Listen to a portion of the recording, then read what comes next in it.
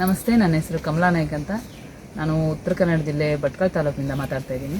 ನನ್ನದೊಂದು ಪುಟ್ಟ ಸಂಸಾರ ನಾನೇ ನಿಭಾಯಿಸ್ಕೊಂಡು ಹೋಗ್ತಾ ಇದ್ದೀನಿ. ನಮ್ಮ ಯಜಮಾನರು ಅಷ್ಟೇನು ಚೆನ್ನಾಗಿ ಸಂಸಾರ ನಿಭಾಯಿಸೋ ರೀತಿಯಲ್ಲಿ ಇರಲಿಲ್ಲ, ಹಾಗಾಗಿ ನಾನೇ ನೋಡ್ಕೊಳ್ಬೇಕಾಯ್ತು. ಹೆಚ್ಚಿನ ವಿದ್ಯಾಭ್ಯಾಸ ಇಲ್ಲ. ಮೊದಲೆಲ್ಲ ಸ್ವಲ್ಪ ಸಣ್ಣ ಪುಟ್ಟ ಕೆಲಸ ಮಾಡ್ಕೊತಿದ್ದೆ. ಅದರ ನಂತರ ನಾನು ತರಕಾರಿ ವ್ಯಾಪಾರ ಶುರು ಮಾಡಿದೆ. ಬೀದಿ ಬದಿ ತರಕಾರಿ ವ್ಯಾಪಾರನ ಒಳ್ಳೆ ರೀತಿ ಮಾಡ್ಕೊತ ಹೋಗ್ತಾ ಇದ್ದೀನಿ. ಒಂದು 10 ವರ್ಷ ಆಯಿತು. ನನ್ನದೇ ಇದೇ ಥರ ಜೀವನ. ನನ್ನ ಮಕ್ಕಳಿದ್ದಾರೆ, ಮಕ್ಕಳು ಸಣ್ಣವರಿದ್ದರು, ಈಗ ಸ್ವಲ್ಪ ದೊಡ್ಡ ಆಗಿದ್ದಾರೆ. ಅವ್ರನ್ನ ನೋಡಿಕೊಂಡು ಹೇಗೋ ಮನೆ ನಿಭಾಯಿಸ್ಕೊತಾ ಇದ್ದೀನಿ. ಎಷ್ಟೇ ಕಷ್ಟ ಆದರೂ ಯಾರ ಮುಂದೆ ಕೈ ಚಾಚಬಾರ್ದು ಅಂತ ನನ್ನ ಉದ್ದೇಶ ಆಗಿತ್ತು. ನಾನು ಇಲ್ಲಿವರೆಗೂ ನಾನು ನಿಭಾಯಿಸ್ಕೊತ ಬಂದಿದ್ದೇನೆ.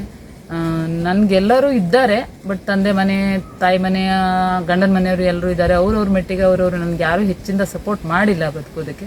ಬಟ್ ನಾನೇ ಇಲ್ಲಿವರೆಗೂ, ಮಕ್ಕಳೆಲ್ಲ ಚಿಕ್ಕವರಿದ್ದಾರೆ, ನನ್ನ ಮನೇಲಿ ನಾನು ತುಂಬ ಜಾಲಿಯಾಗಿರ್ತೀನಿ, ತುಂಬ ಸಂತೋಷವಾಗಿದ್ದೀನಿ. ಸ್ವಲ್ಪ ಎಷ್ಟೇ ಕಷ್ಟ ಇದ್ದರೂ ಸಂತೋಷವನ್ನು ತೋರಿಸ್ಕೊಳ್ತಾ ಇಲ್ಲ, ಚೆನ್ನಾಗಿ ನೋಡ್ಕೊಳ್ತಾ ಇದ್ದೀನಿ, ಖುಷಿಯಾಗಿರ್ತೀನಿ. ಮೊದಲೆಲ್ಲ ತರಕಾರಿ ವ್ಯಾಪಾರಕ್ಕೆ ಹೋಗಬೇಕಿದ್ರೆ ತುಂಬ ಕಷ್ಟ ಆಗ್ತಿತ್ತು. ಆಟೋಗೆ ಸಿಕ್ಕಾಪಟ್ಟೆ ದುಡ್ಡು ಕೊಡಬೇಕಿತ್ತು, ಸಾಧ್ಯ ಆಗ್ತಿರ್ಲಿಲ್ಲ. ಬಸ್ನವ್ರು ಹಾಕ್ತಿರ್ಲಿಲ್ಲ. ತರಕಾರಿ ಮಾರೋದಂದ್ರೆ ಅಷ್ಟು ಸುಲಭ ಅಲ್ಲ.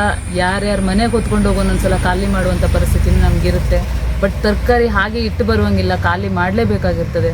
ಎಷ್ಟೋ ದಿವಸ ನಾವು ಕಣ್ಣು ಕತ್ಲೆ ಆಗೋ ಟೈಪ್ ಮನೆಗೆ ಬಂದದ್ದು ಉಂಟು. ಹಾಗಂತ ಅದನ್ನು ಹೆಮ್ಮೆಯಿಂದ ಹೇಳ್ಕೊತೀನಿ ನಾನು.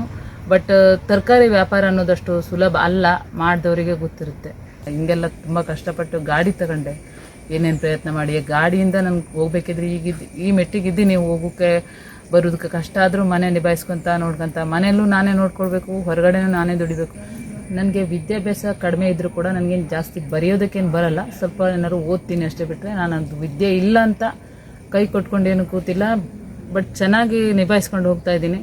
ನನ್ನ ಈ ರೀತಿ ನೋಡಿ ಕೆಲವು ಹೆಣ್ಮಕ್ಳಿಗೆ ತುಂಬಲಿ ಧೈರ್ಯ ಬರಲಿ, ಈ ರೀತಿ ಬದುಕೋಕ್ಕೂ ಆಗತ್ತೆ ಅಂತ. ಎಷ್ಟೋ ಜನ ಹೆಣ್ಮಕ್ಳು ಬೇರೆ ಬೇರೆ ರೀತಿ ಬದುಕೋಕೆ ಟ್ರೈ ಮಾಡೋದಕ್ಕಿಂತ ಈ ರೀತಿ ದುಡ್ದು ಬದುಕೋದನ್ನು ಕಲೀಲಿ ಅಂತ. ನನ್ನ ಥರನೇ ಹೆಣ್ಮಕ್ಳು ಎಷ್ಟೋ ಜನ ನನ್ನ ಥರನೇ ಕೆಲಸ ಮಾಡಿ ಅಂತ ಹೇಳ್ತಲ್ಲ, ಯಾವ್ಯಾವ ರೀತಿ ನಿಮ್ಮ ಕೆಲಸದಲ್ಲಿ ತೊಡಗಿ ಬದುಕೋಕೆ ಆಸರೆ ಆಗ್ತಿರೋ ಆ ರೀತಿ ಬದುಕಿ ಅಂತ ನನ್ನ ನೋಡಿ 4 ಜನ ತಿಳ್ಕೊಂಡು ಇದೇ ರೀತಿ ಬದುಕಿದ್ರೆ ತುಂಬ ಒಳ್ಳೆಯದು.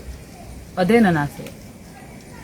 ನನ್ನಲ್ಲಿ ತುಂಬ ಜನ ಕೇಳಿದವ್ರು ಉಂಟು, ನನ್ನ ವಯಸ್ಸಿನವರೆಲ್ಲ, ಈ ವಯಸ್ಸಿನಲ್ಲಿ ನೀನು ಬೀದಿ ವ್ಯಾಪಾರ ಮಾಡ್ತೀರಾ, ನಿಂಗೆ ನಾಚಿಕೆ ಆಗಲ್ವಾ, ಮರ್ಯಾದೆ ಆಗಲ್ವಾ ಬೀದಿ ಸೈಡ್ ಕೂತ್ಕೊಂಡು ವ್ಯಾಪಾರ ಮಾಡೋಕ್ಕೆ ಅಂತ ಎಷ್ಟೋ ಜನ ಕೇಳಿದವ್ರಿದ್ದಾರೆ. ಬಟ್ ನಾನು ಅವ್ರಿಗೆ ಹೇಳಿದ್ದೀನಿ, ನನಗಿದು ಮರ್ಯಾದೆ ಕೆಲಸ ಅಲ್ಲ, ಬಟ್ ನಾನು ಸ್ವಂತವಾಗಿ ದುಡಿತಾ ಇದ್ದೀನಿ, ನನಗೇನು ಮರ್ಯಾದೆ ಅನ್ನಿಸ್ತಾ ಇಲ್ಲ ಅಂತ ನಾನು ಹೇಳ್ಕೊಂಡಿದ್ದೀನಿ ಅವ್ರ ಹತ್ರ. ಅದೆಲ್ಲ ಕಷ್ಟವನ್ನು ಮೆಟ್ಕೊಂಡು ನಾನು ಈಗ ಸ್ವಾವಲಂಬಿಯಾಗಿ ಬದುಕ್ತಾ ಇದ್ದೀನಿ. ನನ್ನ ಜೀವನ ಬಗ್ಗೆ ನನಗೆ ಖುಷಿ ಇದೆ. ಬಟ್ ಇನ್ನೂ ಅವಕಾಶ ಸಿಕ್ಕಿದ್ರೆ ಒಂದು 4 ಜನ ನನ್ನ ಹೆಣ್ಮಕ್ಳು ನನ್ನ ಇದು ಮಾಡಿ ತಗೊಂಡು ಮಾತಾಡಿದ್ರೆ ನನಗೆ ಅದೇ ಒಂದು ಖುಷಿ.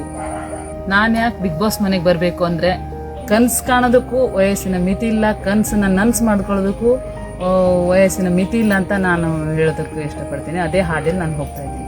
ನಾನು ಬಿಗ್ ಬಾಸ್ ಮನೆಗೆ ಹೋಗಬೇಕು, ನನ್ನನ್ನು ನಾನು ಪ್ರೂವ್ ಮಾಡ್ಕೊಳ್ಳೋದಕ್ಕೋಸ್ಕರ, ಯಾರ ಸಹಾಯ ಇಲ್ಲದೆ ನನ್ನನ್ನು ನಾನು ಪ್ರೂವ್ ಮಾಡಿ ತೋರಿಸ್ಕೊಳ್ಳೋದಕ್ಕೆ, ನನ್ನ ಹಾಗೆ ಕಷ್ಟಪಡೋ ಹೆಣ್ಮಕ್ಳಿಗೆ ದಾರಿ ತೋರಿಸೋದಕ್ಕೆ. ಮನೆ ಕೆಲಸನೂ ಗೊತ್ತು, ಜಗಳ ಆಡೋದು ಗೊತ್ತು, ಅಡುಗೆ ಮಾಡಿ ಮನೆ ಮಂದಿನ ಹೊಟ್ಟೆ ತುಂಬಿಸೋದು ಗೊತ್ತು, ಜಗಳ ಮಾಡೋದಕ್ಕೂ ಸೈ, ದುಡಿಯೋದಕ್ಕೂ ಸೈ, ಮನೋರಂಜನೆ ಕೊಡೋದಕ್ಕೂ ಸೈ, ಮನೆಯಲ್ಲಿ ಒಂದು ಎಂಟರ್ಟೈನ್ಮೆಂಟ್ ಕೊಡ್ತೀನಿ ಅನ್ನೋದು 100% ಗ್ಯಾರಂಟಿ. ನನಗೆ ಯಾರೂ ಕೈ ಹಿಡಿಲಿಲ್ಲ.